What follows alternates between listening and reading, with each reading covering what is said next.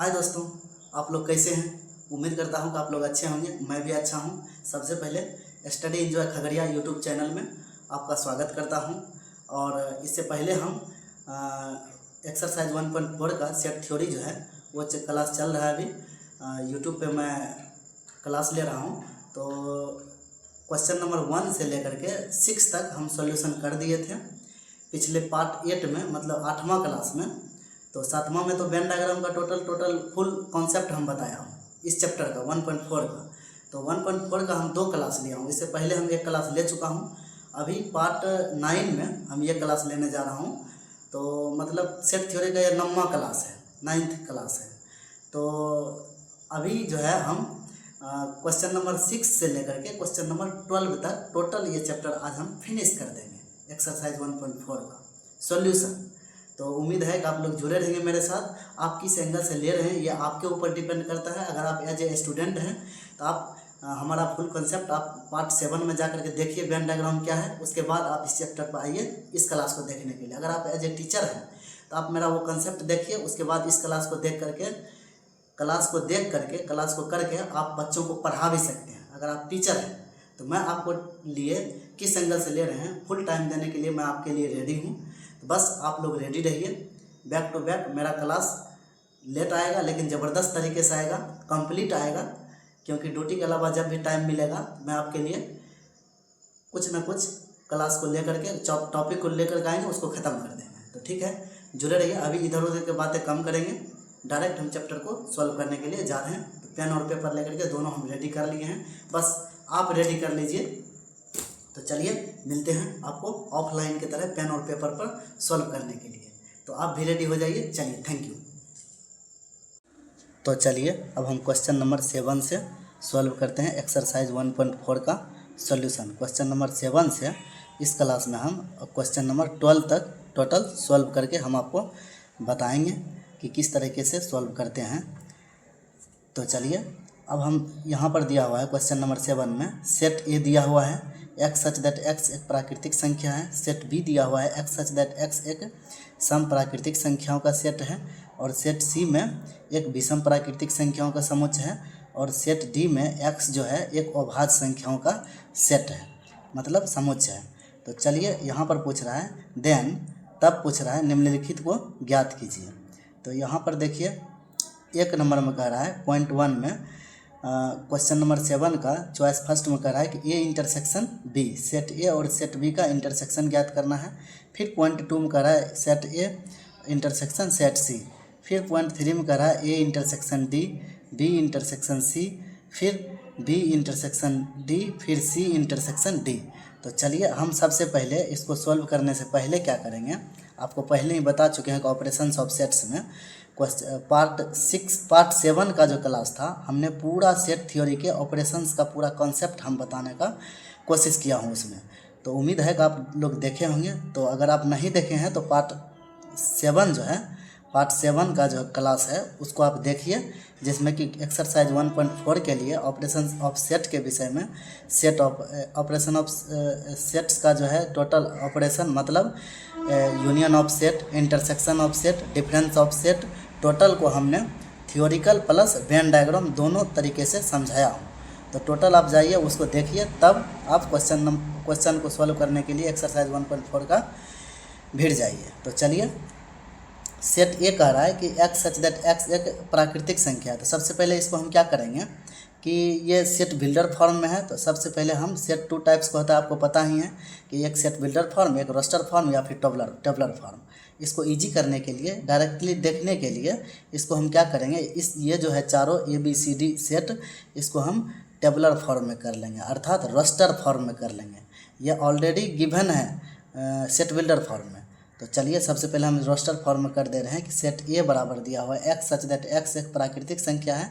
तो प्राकृतिक संख्या, गिनती की संख्या को प्राकृतिक संख्या कहते हैं। तो 1 है, 2, 1 से स्टार्ट कर देंगे, 2, 3, 4, 5, 6 डॉट डॉट डॉट डॉट जाते जाते इन्फिनिटी तक जाते रहेगा, डॉट डॉट कर दिए। फिर बी का बोल रहा है, सेट बी का टेबलर फॉर्म में करेंगे कि एक्स सच दैट एक्स एक सम प्राकृतिक संख्या है। तो इसको हम क्या करेंगे, इवन नेचुरल नंबर है। तो इवन नेचुरल नंबर 2 से स्टार्ट होता है। एक तो प्राकृतिक संख्या कह रहा है, प्राकृतिक संख्या 1 से स्टार्ट होता है और फिर उसमें भी कह रहा है इवन नंबर, तो 2 4 6 8 10 डॉट डॉट डॉट डॉट जाते रहेगा। फिर सी, सेट सी कह रहा है, उसको हम टेबुलर फॉर्म में करेंगे।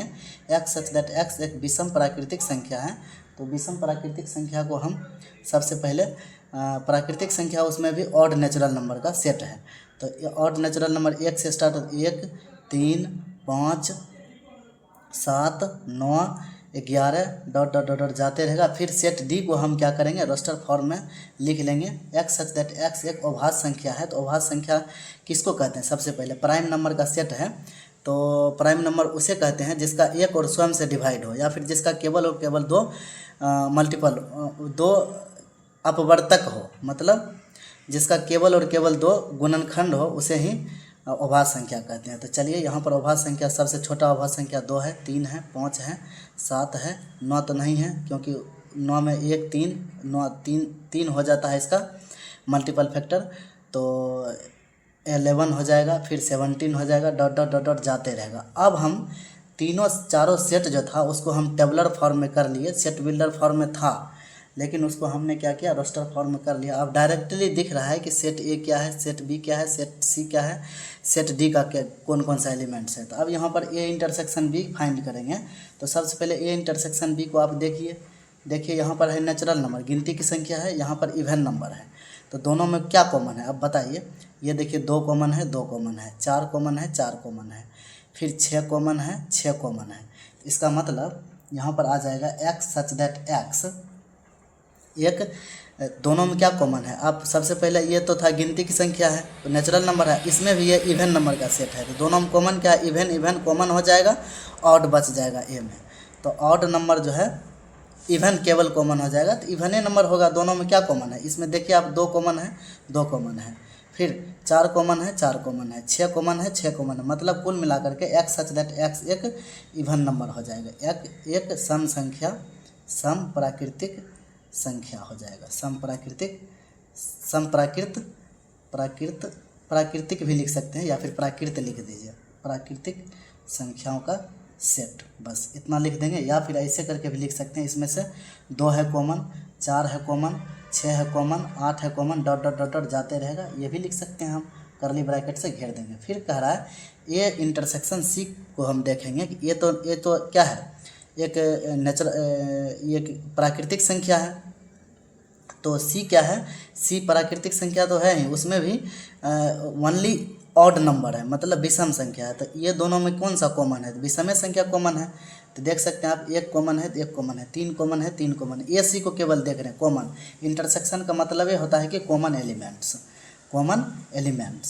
तो यहाँ पर देखिए क्या हो जाएगा, 1 1 1, फिर 3 कॉमन हो जाएगा, फिर 5 कॉमन हो जाएगा, फिर 7 कॉमन हो जाएगा, 9 कॉमन हो जाएगा, 11 कॉमन हो जाएगा, डॉट डॉट डॉट डॉट चलते रह जाएगा। मतलब कुल मिलाकर के हमारा कहने का मतलब है, ये टेबुलर फॉर्म बोल रहा है कि एक्स सच दैट एक्स एक विषम प्राकृतिक संख्या का सेट है, बस ऐसे करके लिख देंगे। फिर हमारा कह रहा है तीसरा पॉइंट में ए इंटरसेक्शन डी, तो ए और डी को केवल और केवल देखेंगे, चूँकि हम जानते हैं कि ऑपरेशन ऑफ सेट्स में इंटरसेक्शन का मतलब ये होता है कॉमन, तो दोनों सेट्स में कौन कौन सा कॉमन है वो चीज़ को हम देखेंगे।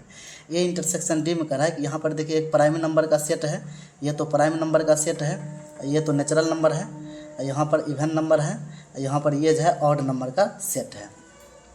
तो चलिए ये जो है अब बताइए ए और डी में क्या कॉमन है, एक तो कॉमन है ही नहीं, 2 कॉमन है, 2 ऑलरेडी प्राइम नंबर है ही, यहाँ पे 3 कॉमन है 3 कॉमन, मतलब कुल मिलाकर टोटल प्राइम नंबर जो है नेचुरल नंबर ऑलरेडी होगा ही। तो यहाँ पर लिख देंगे कॉमन क्या क्या चीज़ है, 2 कॉमन है तो 2 लिख देंगे। अब यहाँ पर देखिए 3 है तो 3 इसमें भी, डी में 3 है तो ए में भी 3 है, 3 लिख देंगे। फिर यहाँ पर देखिए डी में 5 है तो फिर ए में भी 5 है, 5 लिख देंगे। फिर देखिए यहाँ पर डी में 7 है तो ए में भी 7 ऑलरेडी होगा ही, क्योंकि dot dot dot natural number का सेट है तो 7 होगा ही। फिर देखिए यहाँ पर 11 है तो 11 होगा ही, मतलब कुल मिलाकर के यहाँ भी एक प्राइम नंबर का सेट आ ही गया। तो मतलब हम लिख देंगे ए इंटरसेक्शन डी में एक्स सच दैट एक्स एक अभाज्य संख्याओं का समुच्चय, ऐसे करके समुच्चय लिख दीजिए, या फिर एक्स सच दैट एक्स एक अभाज्य संख्या है, बस ऐसे करके करली ब्रैकेट से घेर देंगे, यही हमारा क्या हो जाएगा, आंसर हो जाएगा। यही हमारा हो जाएगा आंसर हो जाएगा, यही हमारा दोनों आंसर हो जाएगा। या तो ये नंबर वाला सेट आंसर होगा, या तो आप उसको स्टैंडर्ड फॉर्म में आप स्टेटमेंट टाइप में से सेट बिल्डर फॉर्म में लिख दीजिए, वह आपका आंसर हो जाएगा। चलिए अब यहाँ पर बी इंटरसेक्शन सी कह रहा है, तो केवल और केवल बी और सी को देखेंगे। बी क्या है, इवन नंबर का सेट है, और सी क्या है, ऑड नंबर का सेट है। इसमें तो इवन और ऑड में कुछ कॉमन होगा क्या, देखिए कुछ भी कॉमन नहीं होगा, क्योंकि यहाँ पर एक है, एक इसमें नहीं है। यहाँ पर 2 है तो 2 इसमें नहीं है। सी में 3 है तो बी में 3 नहीं है, क्योंकि बी जो है इवन नंबर का सेट है। सी तो है ऑड नंबर का विषम संख्या का समुच्चय है, तो सी में क्या है, 5 है, तो बी में 5 होगा नहीं, क्योंकि बी में ऑलरेडी सब का सब सम संख्या है। तो यहाँ पर कुछ भी कॉमन नहीं हो जाएगा, कुछ भी कॉमन नहीं हो जाएगा, तो हम उसको एम्प्टी सेट मतलब फाइ से डिनोट कर देंगे। आपको कुल मिला करके अभी तक में फाइ समझ में आ गया होगा कि फाइ का यूज हम कैसे लिख देंगे, फाइ को इंडिकेट करके कि मतलब कुछ भी कॉमन नहीं आएगा, तो वहाँ पर हम फाइ को डिनोट करके आगे बढ़ सकते हैं एम्प्टी सेट को। तो चलिए फाइ डिनोट ही करता है एम्प्टी सेट, या फिर एम्प्टी सेट लिख देंगे, बस यही हमारा हो गया आंसर ओबलिंग करके। तो चलिए यहाँ फाइ ओबलिंग नहीं देंगे, ब्रैकेट में लिख देंगे एम्प्टी सेट्स।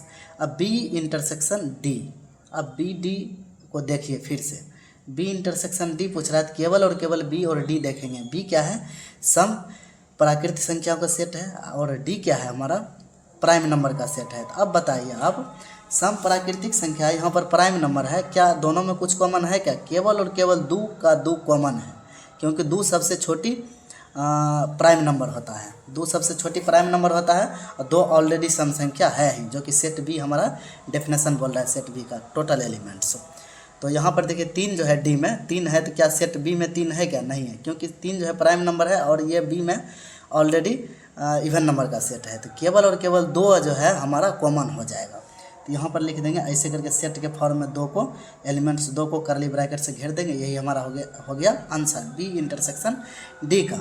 तो चलिए अब सी इंटरसेक्शन डी को हम कैसे करेंगे, फाइंड करेंगे। चूँकि इंटरसेक्शन का मतलब होता है कॉमन एलिमेंट्स, तो केवल और केवल सी और डी को देखेंगे हम। यहाँ पर सी और डी को देखेंगे, तो सी और डी को आप देखिए, सी क्या है, ऑड नेचुरल नंबर का सेट है, और डी क्या है, प्राइम नंबर का सेट है। तो सी और डी में कुछ कॉमन होगा क्या, ये तो ऑलरेडी ऑड है। अब यहाँ पर देखिए डी में प्राइम नंबर है, तो प्राइम नंबर सब का सब केवल और केवल 2 जो है, केवल और केवल 2 प्राइम नंबर का सेट में केवल और केवल 2, आप हमारी बातों पर ध्यान दीजिए कि केवल और केवल 2 जो है प्राइम नंबर इवन नंबर है, बाकी जो है टोटल 2 को छोड़ करके प्राइम नंबर के सेट में सब का सब ऑड नंबर है, सब का सब विषम संख्या है। मतलब अभाज्य संख्या का जितना भी समुच्चय है उसमें 2 को छोड़ करके 2 तो सम संख्या है, बाकी जो है सब का सब ऑड नंबर है, विषम संख्या है। तो मतलब सी तो ऑलरेडी विषम संख्या का सेट है ही, तो यहाँ पर लिख देंगे हम सी इंटरसेक्शन डी में 2 को छोड़ करके 3 लिख देंगे, 5 लिख देंगे, 7 लिख देंगे, 9 लिख देंगे, 11 लिख देंगे, 17 लिख देंगे। सब का सब विषम संख्या तो लिखेंगे ही, लेकिन विषम संख्या नहीं लिखेंगे, कॉमन पूछ रहा है क्योंकि इंटरसेक्शन है ना। सब का सब प्राइम नंबर लिख देंगे, ऐसे करके 19 लिख देंगे, 23 लिख देंगे, 21 नहीं लिखेंगे, 23 लिख देंगे, 23 ऑलरेडी ऑड नंबर होगा ही विषम संख्या, डॉट डॉट डॉट डॉट ऐसे करके लिख देंगे, यही हमारा हो गया आंसर। तो मतलब इसको हम लिख देंगे कि कुल मिलाकर के सेट बिल्डर फॉर्म में यह भी लिख सकते हैं कि एक्स सच दैट एक्स एक अभाज्य संख्या है, अभाज्य संख्या है, लेकिन 2 को छोड़ करके, 2 को छोड़कर, मतलब अभाज्य संख्या का जो सेट है उसमें 2 को नहीं लिखेंगे, बाकी जो है, आपको थोड़ा सा लाइट आ रहा है, तो लाइट थोड़ा सा आ रहा है तो कोई दिक्कत नहीं है, आपको अभी भी दिख रहा होगा ठीक से, थोड़ा सा सनलाइट उधर से आ रहा है, 1 मिनट मैं इसको ठीक कर रहा हूँ।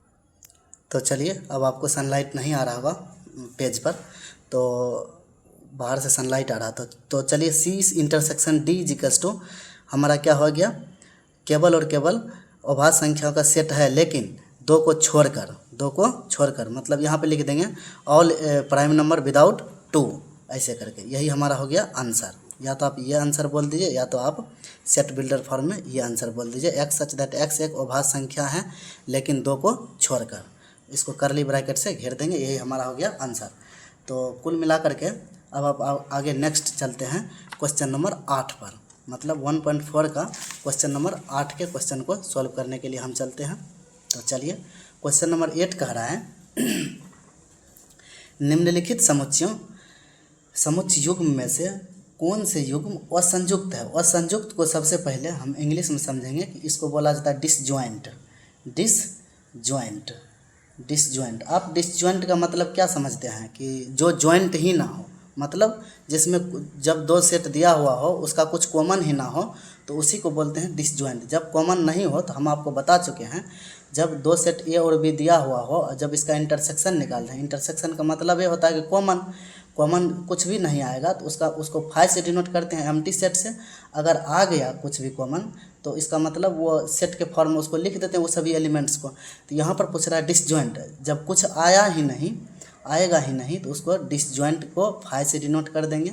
अर्थात आप हमारी बातों पर ध्यान दीजिए, तब आपको कंसेप्ट क्लियर होगा। तो मतलब हम बोल रहे हैं कि जब दो सेट दिया हुआ हो उसका इंटरसेक्शन निकालेंगे तो उसको कॉमन, इंटरसेक्शन का मतलब ये होता है कॉमन। जब कुछ भी कॉमन नहीं आएगा तो उसको हम एम्प्टी सेट से डिनोट कर देंगे। एम्प्टी सेट को फाइव से डिनोट करते हैं।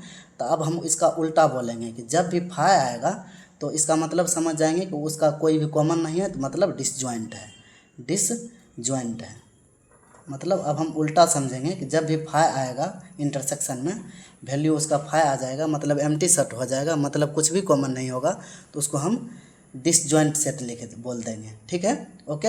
मतलब ए इंटरसेक्शन बी सपोज बराबर फाइव हो गया तो ये हमारा डिसजॉइंट हो गया। और फिर हम बोल रहे हैं कि A intersection B does not is equals to five, मतलब फाइव के बराबर नहीं हुआ, इसका मतलब कुछ ना कुछ एलिमेंट्स दोनों का कॉमन आ गया। तो ये हमारा डिसजॉइंट नॉट डिसजॉइंट हो जाएगा, मतलब डिसजॉइंट नहीं है, मतलब असंयुक्त नहीं है। मतलब कुल मिलाकर के आप डिसजॉइंट वर्ड्स को समझ गए होंगे कि क्वेश्चन में क्या पूछ रहा है और हमको किस तरीके से आंसर देना है। तो चलिए, यहाँ पर दो सेट्स दिया हुआ है। यहाँ पर एक सेट दिया हुआ है 1 2 3 4, फिर दूसरा सेट दिया हुआ है x सच दैट x एक प्राकृतिक संख्या है और x का वैल्यू है x ग्रेटर देन और इक्वल टू 4 और लेस देन x का वैल्यू लेस देन और इक्वल टू 6।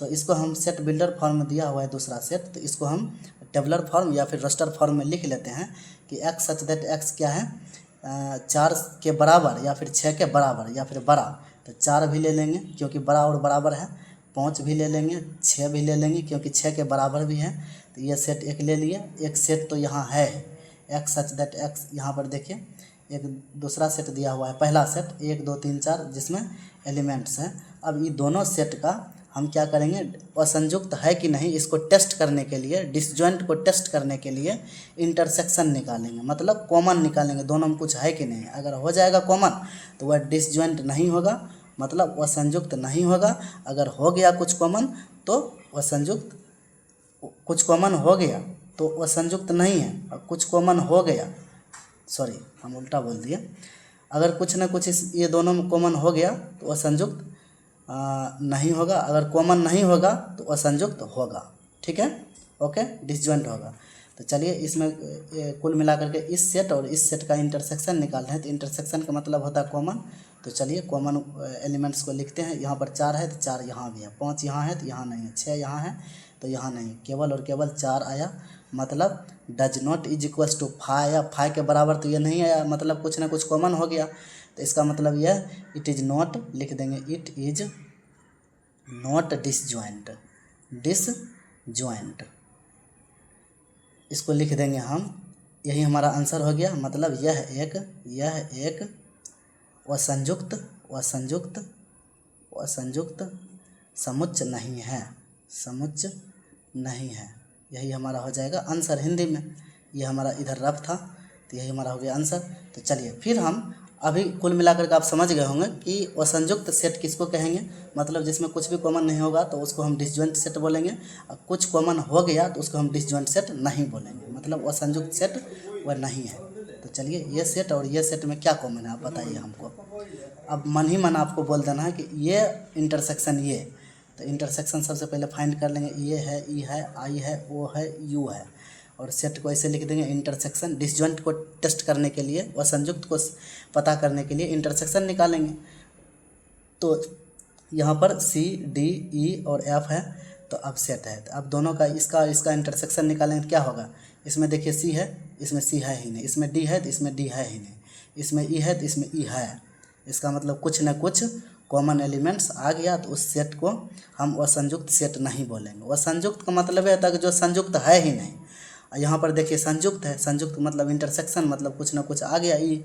अब एफ है, एफ यहाँ नहीं है, तो ये आ गया तो does not is equals to 5 लिख देंगे, मतलब एम्प्टी सेट नहीं हुआ। इसका मतलब ये है कि एम्प्टी सेट के बराबर नहीं है, मतलब असंयुक्त होने के लिए एम्प्टी सेट होना चाहिए। यहाँ पर नहीं हुआ तो यहाँ पर लिख देंगे यह असंयुक्त समुच्चय नहीं है, असंयुक्त समुच्चय नहीं है, नहीं है। इंग्लिश में लिख देंगे it is not disjoint set, ऐसे करके यही हमारा हो गया आंसर। तो चलिए अब तीसरा पॉइंट कह रहा है, तीसरा point x such that x एक विषम एक्स सच दैट एक्स एक इवन इंटीजर्स नंबर है, मतलब सम पूर्णांक है। फिर दूसरा सेट बोल रहा है कि एक्स सच दैट एक्स एक विषम पूर्णांक है। तो चलिए यहाँ पर सम पूर्णांक को जब भी लिखेंगे, सम पूर्णांक यह नहीं पूछ रहा है कि इंटीजर्स नंबर किसको कहते हैं। सबसे पहले आपको डिफिनेशन पता होना चाहिए कि सभी ऋणात्मक एवं धनात्मक संख्याओं के सेट को इंटीजर्स नंबर कहते हैं। यहाँ पर सम संख्या बोल रहा है, सम संख्या चारों हो जाएगा, यहाँ पर -2 होगा, 0 होगा, 2 हो जाएगा, 4 हो जाएगा, 6 हो जाएगा, डॉट डॉट डॉट डॉट, इधर भी पीछे से डॉट डॉट डॉट डॉट होगा।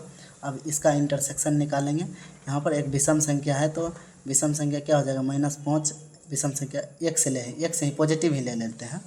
1 ले लेंगे, 3 ले लेंगे, 5 ले लेंगे, 6 नहीं होगा, 6 तो सम संख्या है ना, 7 ले लेंगे, 9 ले लेंगे, यहाँ पर 11 ले लेंगे। अब इसमें बताइए आप क्या कॉमन है।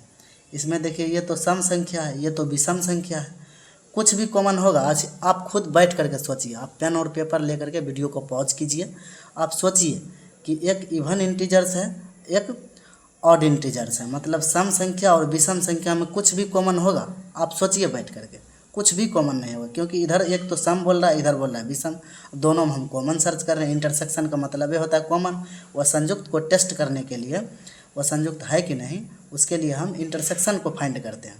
तो इंटरसेक्शन फाइंड जब कर रहे हैं तो इसमें कुछ कॉमन आ ही नहीं रहा है, मतलब क्या हो जाएगा, एम्प्टी सेट हो जाएगा, मतलब 5 के बराबर हो जाएगा। मतलब यह एक इट इज डिसजॉइंट सेट, मतलब यह असंयुक्त सेट है, disjoint set, it is disjoint set. इसको हिंदी में बोल देंगे यह एक असंयुक्त मतलब कुछ भी संयुक्त नहीं है, असंयुक्त समुच्चय है, असंयुक्त समुच्चय है।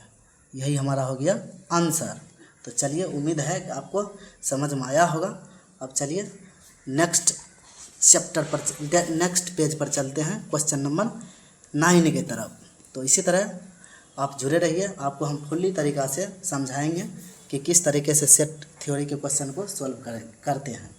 तो चलिए अब क्वेश्चन नंबर 9 बोल रहा है एक्सरसाइज, यहाँ पर लिख दे रहे हैं एक्सरसाइज 1.4 का सॉल्यूशन है।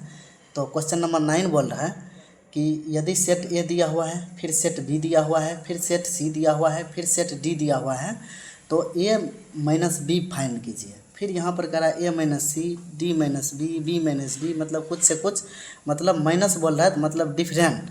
आपको हम बताए हैं कि सेट थ्योरी का ऑपरेशन में हम 3 चीज़ बताए हैं कि यूनियन ऑफ सेट, एक यूनियन ऑफ सेट, एक intersection of set, intersection of set. थोड़ा सा टाइम लेकर के हम आपको बता दे रहे हैं टोटल कॉन्सेप्ट, 1 व्यूज कॉन्सेप्ट की तरफ हम बता दे रहे हैं।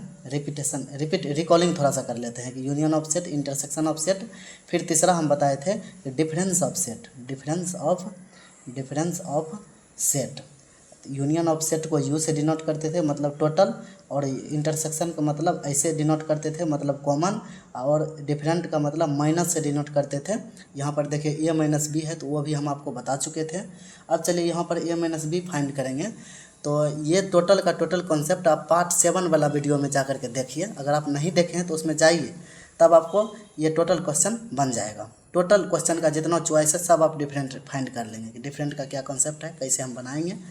तो चलिए यहाँ पर जोड़ घटाव तो आप हालांकि पहले से भी जानते हैं, लेकिन यहाँ सेट थ्योरी पढ़ रहे हैं, तो सेट थ्योरी में जोड़ घटाव का कुछ अलगे माइनर होता है, ठीक है।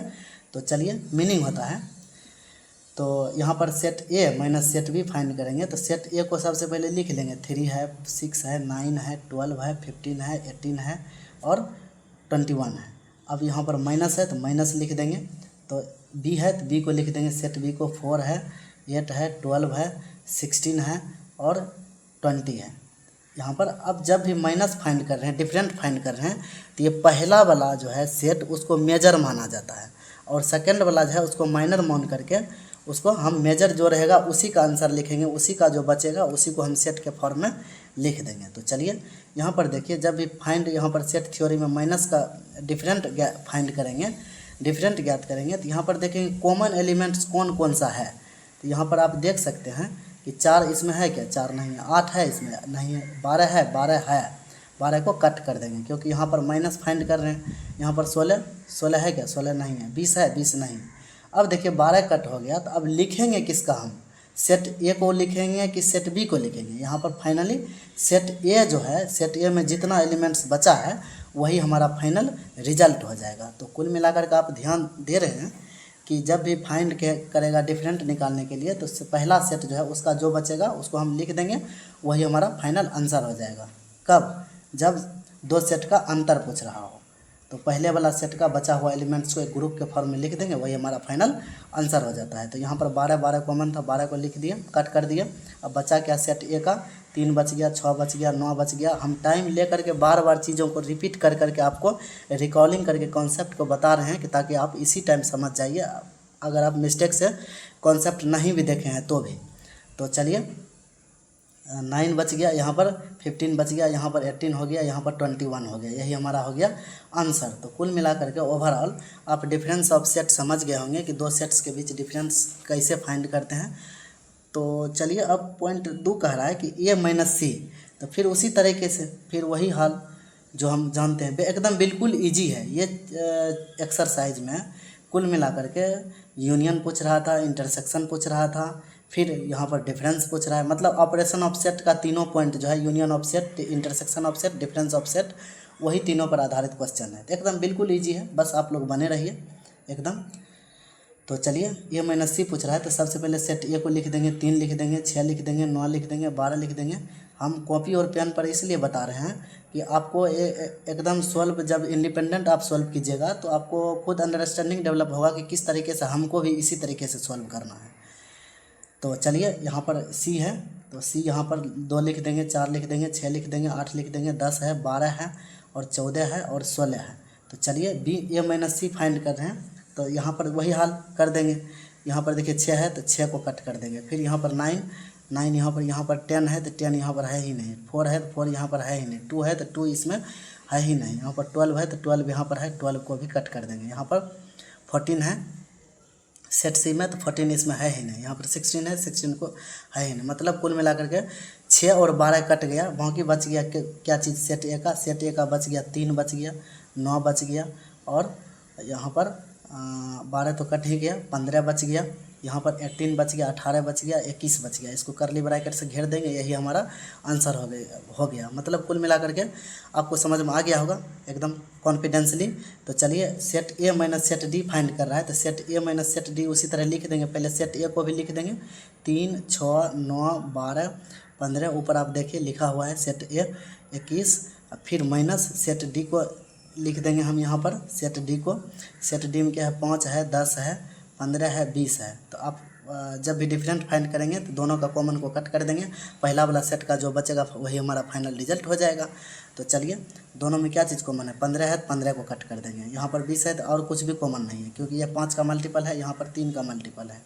3 के मल्टीपल में केवल और केवल दोनों में 15 कॉमन था, 15 को कट कर दिए, बाकी बचा फाइनल रिजल्ट को लिख देंगे सेट ए के। सेट ए में क्या बच गया, 3 बच गया, 6 बच गया, 9 बच गया, 12 बच गया, 18 बच गया, 21 बच गया, यही हमारा फाइनल आंसर हो गया। करली ब्रैकेट से घेर देंगे, करली मीन्स मिडिल ब्रैकेट, मतलब मंझले ब्रैकेट से घेर देंगे। तो चलिए बी माइनस ए यहाँ पर पूछ रहा है, तो सेम उसी तरीके से वही फंडा को फॉलो करेंगे कि सेट बी को सबसे पहले लिख देंगे, 4 लिख देंगे, 8 लिख देंगे, यहाँ पर देखिए सेट बी दिया हुआ है, और 12 लिख देंगे, 16 लिख देंगे और 20 लिख देंगे, फिर माइनस लिख देंगे सेट ए को। सेट ए में क्या दिया हुआ है, 3 है, 6 है, 9 है, फिर 12 है, 15 है, 18 है, 21 है। तो यहाँ पर देखिए जब डिफरेंस फाइंड करेंगे तो दोनों के कॉमन पार्ट्स को कट कर देंगे। तो चलिए यहाँ पर देखिए दोनों में कॉमन क्या है,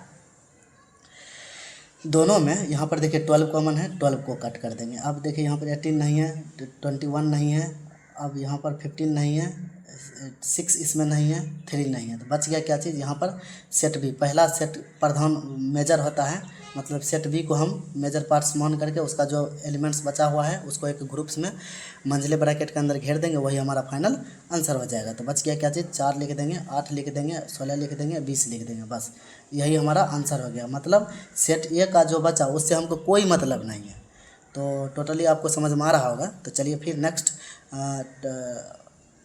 चॉइस में बोल रहा है कि सी माइनस ए का डिफरेंट। तो सी माइनस ए उसी तरीके से करेंगे, सी को लिख देंगे, 2 लिख देंगे, 4 लिख देंगे, 6 लिख देंगे, 8 लिख देंगे।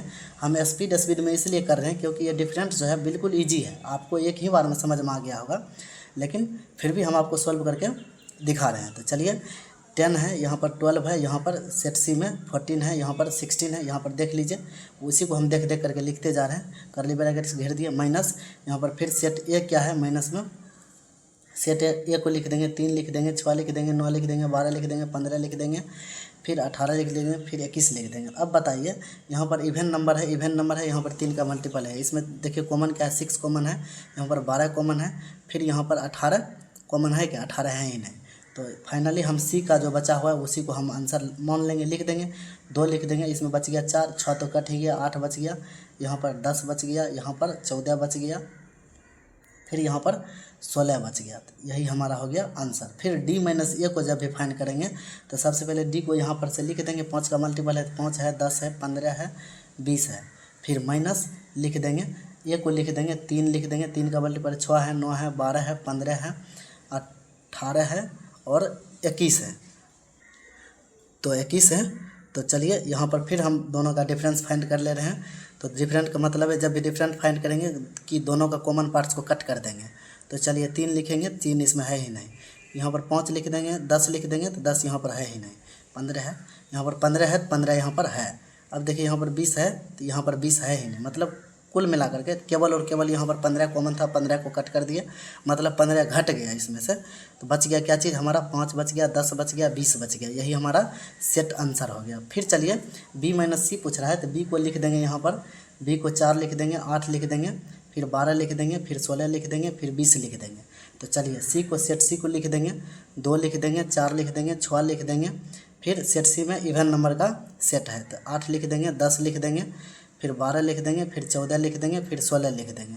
तो चलिए बी माइनस सी फाइंड करेंगे, तो जब भी दोनों का कॉमन पार्ट्स को कट कर देंगे, 4 था 4 को कट कर देंगे, 8 था तो 8 को कट कर देंगे, 12 है तो 12 को कट कर देंगे, 16 है तो 16 को कट कर देंगे, 20 बच गया केवल और केवल बी में क्या चीज़ बच गया, बी का जितना फाइनल रिजल्ट जो बच गया वही हमारा आंसर हो जाएगा। कब, जब 2 सेट्स का डिफरेंट पूछे तो पहला सेट का जितना भी एलिमेंट्स बचता है उसको एक ग्रुप में लिख देते हैं, वही हमारा आंसर हो जाता है। तो चलिए यहाँ पर 20 बच गया, तो 20 को हम ऐसे करके कर्ली ब्रैकेट में घेर देंगे, सेट के फॉर्म में लिख देंगे, यही हमारा हो जाएगा आंसर।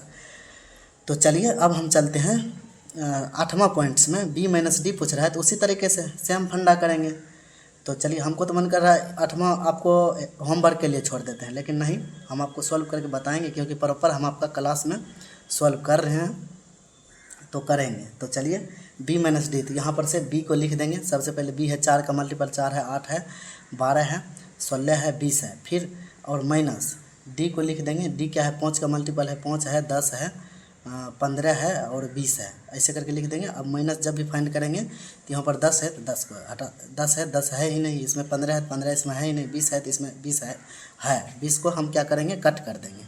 मतलब जो भी कॉमन एलिमेंट्स है उसको हम कट कर देते हैं, बाकी क्या चीज़ बच गया, 5 इसमें है तो इसमें है ही नहीं। अब बताइए बी माइनस डी में बच गया बी का क्या चीज़, 4 बच गया, 8 बच गया, 12 बच गया, 16 बच गया, तो इसको हम लिख देंगे ऐसे करके, चूँकि 20 तो कॉमन था, 20 तो घट ही गया, 4 लिख देंगे, 8 लिख देंगे, 12 लिख देंगे, 16 लिख देंगे, यही हमारा हो गया आंसर।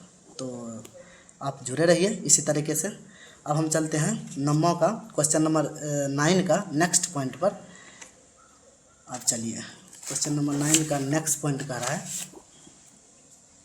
फिर नेक्स्ट पॉइंट में कह रहा है सी माइनस बी। तो उसी तरीके से सी को लिख देंगे, 2 लिख देंगे, 4 लिख देंगे, 6 लिख देंगे, 8 लिख देंगे, 10 लिख देंगे, 12 लिख देंगे, 14 लिख देंगे, 16 लिख देंगे। यहाँ से हम सी को लिख दिए। अब बी को लिखेंगे माइनस, सेट बी को लिख देंगे क्या चीज़, 2 है 4 है 8 का, सेट बी में क्या है 4 का मल्टीपल है, 4 है 8 है 12 है 16 है 20 है।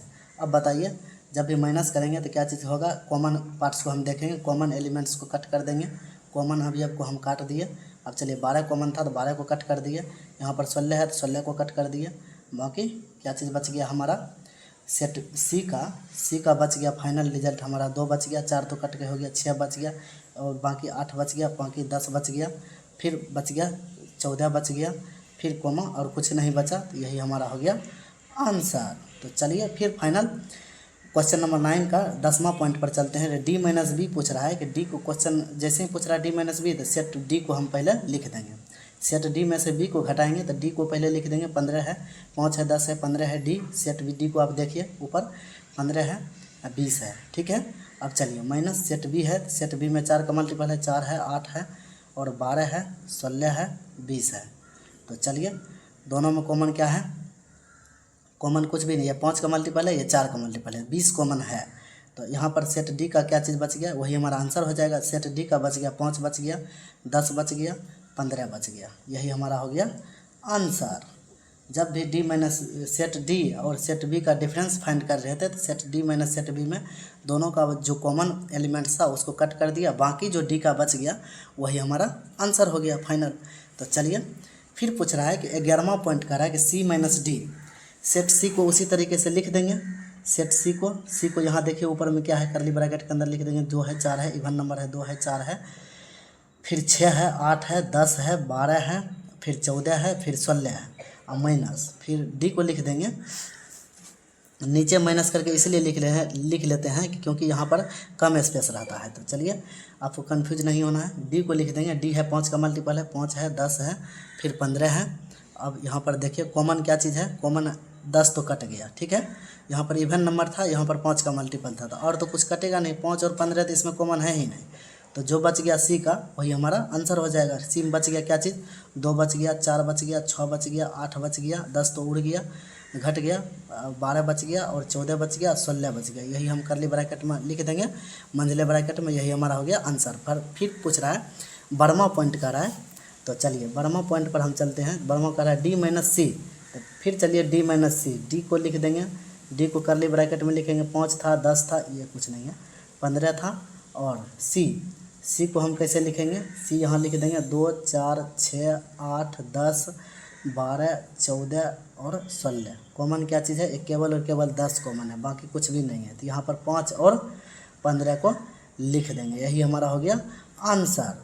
तो चलिए फिर हम आपको यहीं पर हम थोड़ा सा वेन डायग्राम को चलते हैं। यही 12वां पॉइंट को वेन डायग्राम के थ्रू हम कैसे बनाएंगे। सबसे पहले देखेंगे कि दोनों में 10 कॉमन था, तो दोनों में सबसे पहले 10 कॉमन था, तो 10 को लिख लेंगे। फिर दोनों को 2 सेट ऐसे करके कट कर देंगे। 10 कॉमन था तो इसका मतलब इंटरसेक्ट करेगा। 10 जैसे यहाँ पर डी है, ये जो है सेट डी है, ये जो है सेट डी सी है। अब कॉमन जो था 10, तो ये कॉमन पार्ट में है, ये कॉमन एरिया में है। हम वेन डायग्राम को रिपीट कर रहे हैं। वेन डायग्राम से हम कैसे समझेंगे। अब चलिए सेट सी में क्या है, सेट सी में 2 है 4 है, बाकी 10 को छोड़ करके, 10 तो क्योंकि कट गया है, क्योंकि 10 देखिए कटने वाला जो है, दोनों के दोनों इंटरसेक्शन जो है डी इंटरसेक्शन सी जो है 10 है। इसका मतलब कॉमन का मतलब ये होता है कि दोनों का कॉमन मतलब इंटरसेक्शन 10 है, तो इंटरसेक्शन वाला एरिया में लिख दिए, ठीक है।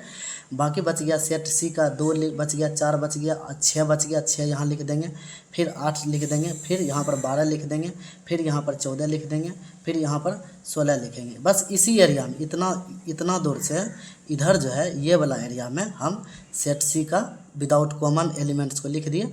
फिर ये वाला जो एरिया है सेट डी में, यहाँ पर देखिए बच गया क्या चीज़, 5 लिख देंगे और 10 लिख देंगे, ये वाला एरिया।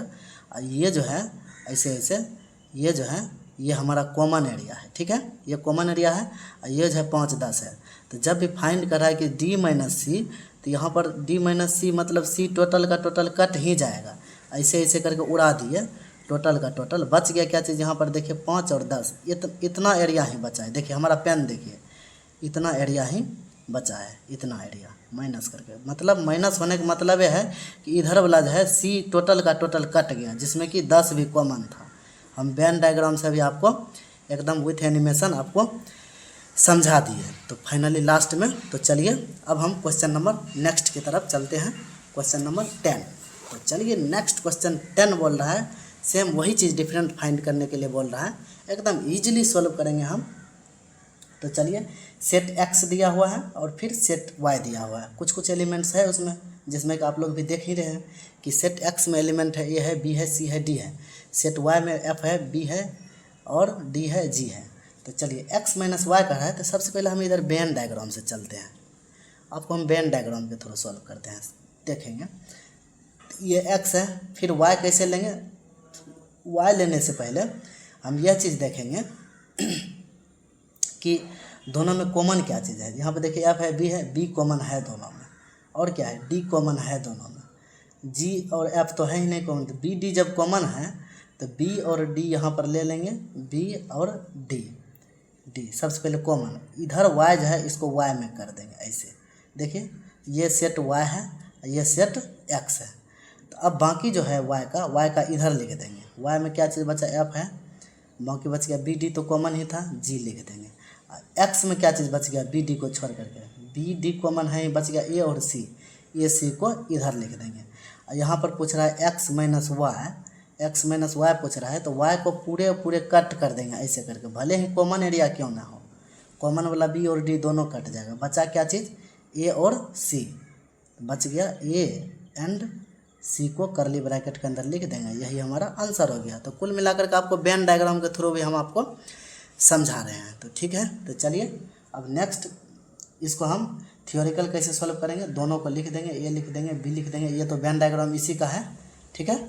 तो सी लिख देंगे डी लिख देंगे, चलिए माइनस करेंगे, एफ लिखेंगे बी लिखेंगे डी लिखेंगे और जी लिखेंगे। तो चलिए अब यहाँ पर दोनों का कॉमन क्या है, बी है और डी है, बी डी कट कर दिए, बाकी एक्स का जो बच गया यहाँ भी देख सकते हैं कि वेन डायग्राम से ये एरिया जो है यही हमारा फाइनल आंसर होगा। तो एक्स में क्या चीज़ बच गया, ए और सी बच गया, तो ए एंड सी हमारा आंसर हो गया, जो कि यहाँ भी मेरा यही आंसर आया है वेन डायग्राम से। ये जो है वेन डायग्राम से भी आप कर सकते हैं, लेकिन वेन डायग्राम में क्या है, आप वेन डायग्राम खींच करके बनाइएगा, इसमें क्या है कि आप स्टेटमेंटली आप बना सकते हैं। तो ठीक है, तो चलिए स्टेटमेंट के तौर पे, तो चलिए जब भी वेन डायग्राम बोलेगा विथ वेन डायग्राम आप दिखाइए, तो वेन डायग्राम से भी आप दिखा सकते हैं। तो चलिए वाई माइनस एक्स पूछ रहा है, तो यहाँ पर तो कुछ बोल नहीं रहा कि निम्नलिखित को ज्ञात कीजिए, तो डिफरेंट बोल रहा है, तो स्टेटमेंटल तौर पर ही हम कर देंगे। तो चलिए वाई को सबसे पहले लिख देंगे, एफ लिख देंगे, बी लिख देंगे, डी लिख देंगे, जी लिख देंगे, फिर वाई पहले है तो वाई को पहले लिख देंगे, माइनस एक्स है तो माइनस एक्स को लिख देंगे, ए लिख देंगे, बी लिख देंगे, सी लिख देंगे, डी लिख देंगे, ठीक है।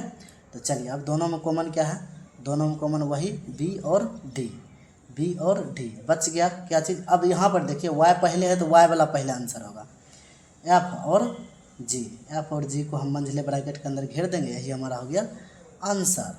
इसको हम वेन डायग्राम के थ्रू कैसे करेंगे, दोनों में क्या कॉमन था, बी डी था, तो बी और डी को पहले ले लेंगे, इधर वाई को पहले लेंगे, इधर एक्स को पहले लेंगे। तो वाई को पहले लेंगे तो वाई देख लीजिए, एक्स को पहले इधर लेंगे, तो वो दोनों में ये कॉमन था, तो ऐसे करके इंटरसेक्ट करेगा।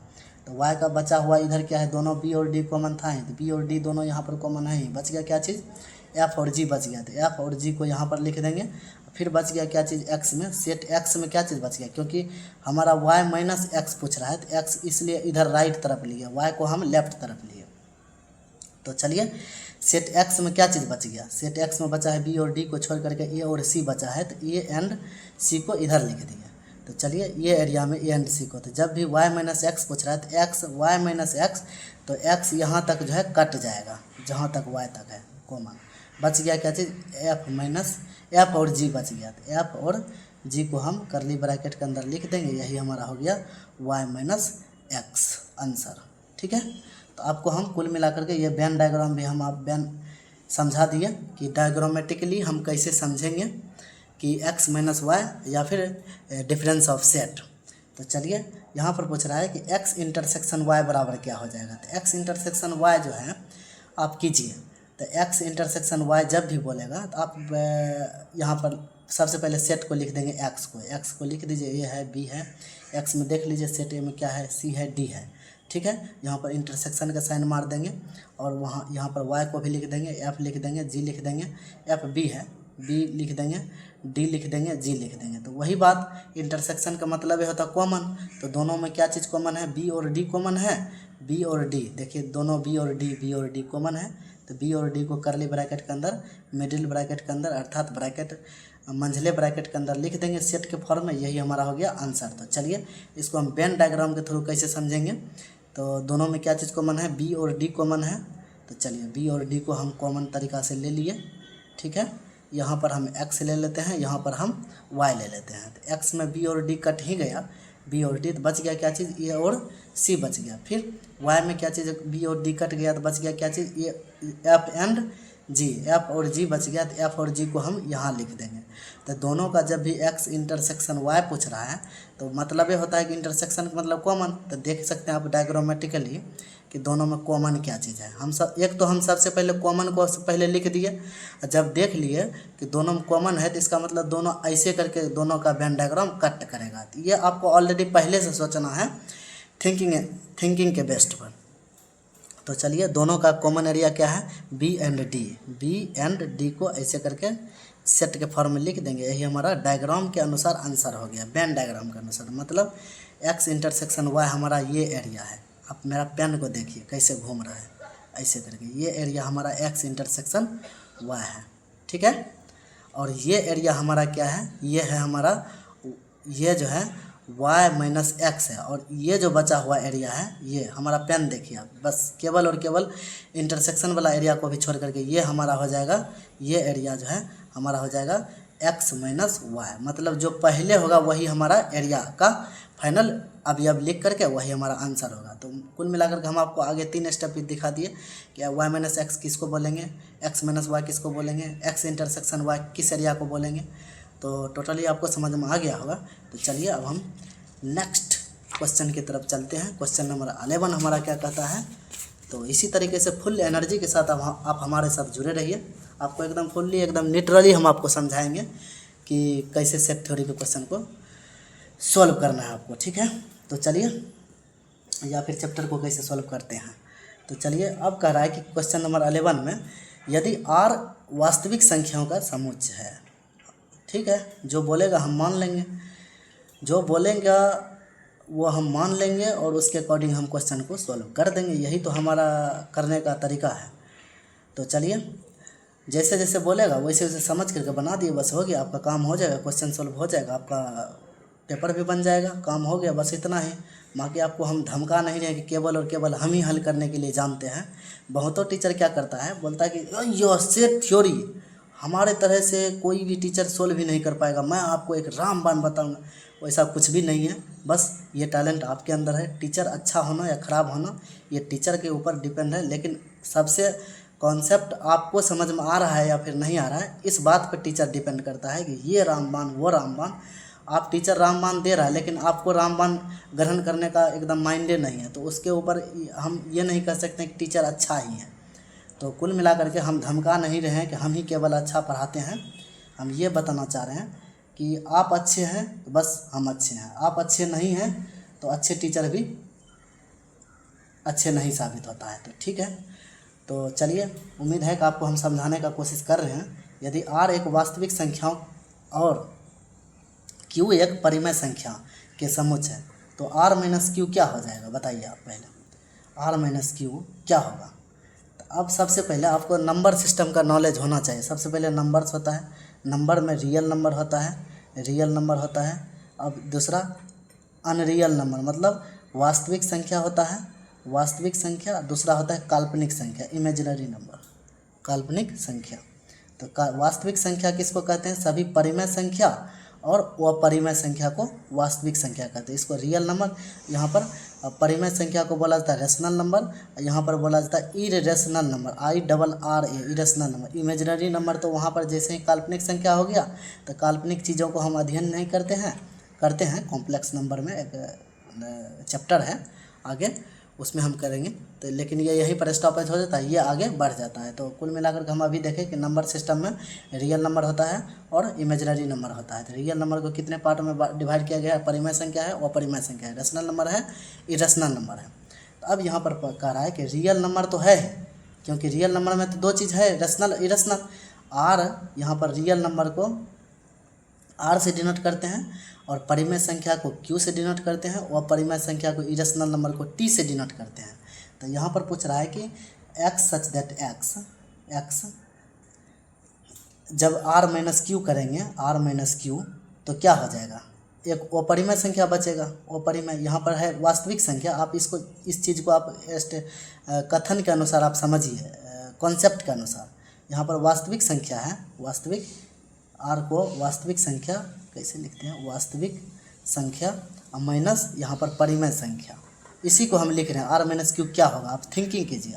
वास्तविक संख्या में से परिमेय संख्या घट गया, तो यहाँ पर कह रहा है कि वास्तविक संख्या दो टाइप का होता है, परिमेय संख्या और अपरिमेय संख्या। तो ये परिमेय संख्या में से क्यू घट गया तो बच गया टी, पर वास्तविक संख्या में से परिमेय संख्या घट गया तो बच गया अपरिमेय संख्या। क्यों? क्योंकि वास्तविक संख्या टू टाइप का होता है, एक परिमेय संख्या, एक अपरिमेय संख्या। वास्तविक संख्या में से परिमेय संख्या घट करके बच गया अपरिमेय संख्या। यहाँ पर वास्तविक संख्या को क्वेश्चन में आर से डिनोट किया गया है, परिमेय संख्या को क्यू से डिनोट किया गया है। आर माइनस क्यू बराबर बच गया हमारा, वो परिमेय संख्या को टी से डिनोट करते हैं, तो यही हमारा हो जाएगा एक्स सच दैट एक्स एक वो परिमेय संख्या का समुच्चय। ठीक है, ऐसे करके हम लिख देंगे वो परिमेय संख्या है, बस ऐसे करके, बस आर माइनस क्यू बराबर टी भी लिख सकते हैं। यही हमारा आंसर हो गया सेट के फॉर्म में, ये हमारा हो गया वन लीनियर के फॉर्म में। ठीक है, तो चलिए अब क्वेश्चन नंबर 12 की तरफ चलते हैं। चलिए नेक्स्ट क्वेश्चन की तरफ चलते हैं। तो क्वेश्चन नंबर 12 हमारा कहता है कि निम्नलिखित कथनों में से प्रत्येक सत्य या असत्य अपने उत्तर का औचित्य भी बताइए।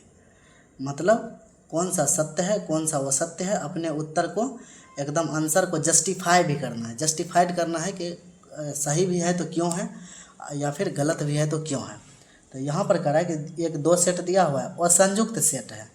अब आप देखिए असंयुक्त मतलब क्या होता है कि कोई भी कॉमन नहीं हो।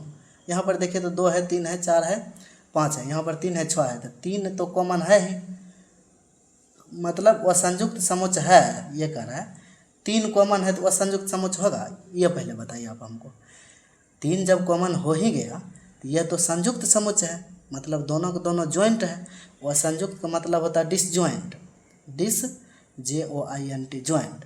एक होता है संयुक्त का मतलब होता है ज्वाइंट। ठीक, संयुक्त का मतलब होता है ज्वाइंट। ठीक, ज्वाइंट का मतलब क्या होता है, कुछ ना कुछ कॉमन हो। यहाँ पर तो देखिए 3 और 3 कॉमन है, मतलब 3 कॉमन है, तो ये तो असंयुक्त समुच्चय है बोल रहा है। ये तो बिल्कुल गलत है, ये तो संयुक्त समुच्चय है, असंयुक्त नहीं है, यह संयुक्त है। क्यों? क्योंकि 3 कॉमन है। यहाँ पर लिख देंगे असत्य है, असत्य है, क्योंकि यहाँ पर ऐसे करके लिख देंगे, क्योंकि ऐसे करके,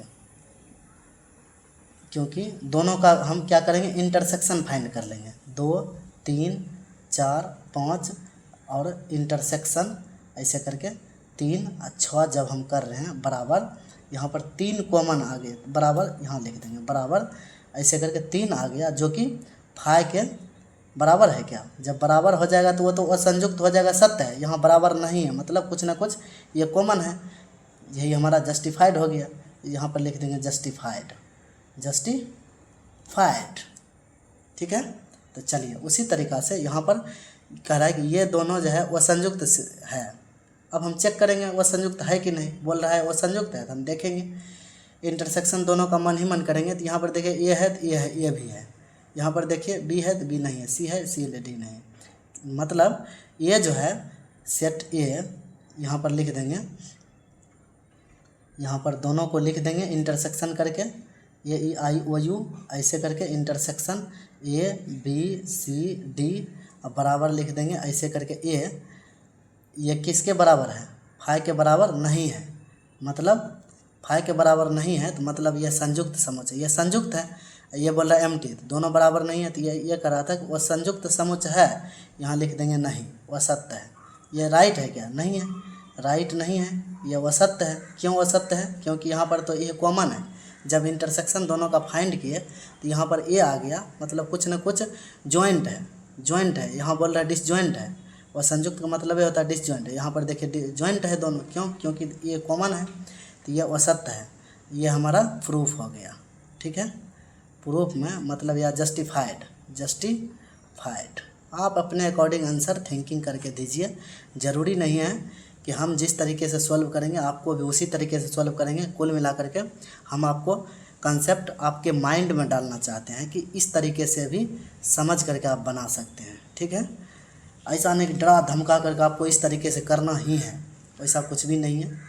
आपका मेहनत, आपका माइंड, आप किस तरीके से कॉन्सेप्ट को समझ रहे हैं, बस क्वेश्चन बन जाएगा, आपका काम हो जाएगा। बस इतना ही हम कामना करते हैं। तो चलिए आगे कर रहा है हवा में पेज उड़ रहा है। आगे बोल रहा है, देखिए 2, 4, 6 और 10, 8, 14 यहाँ पर।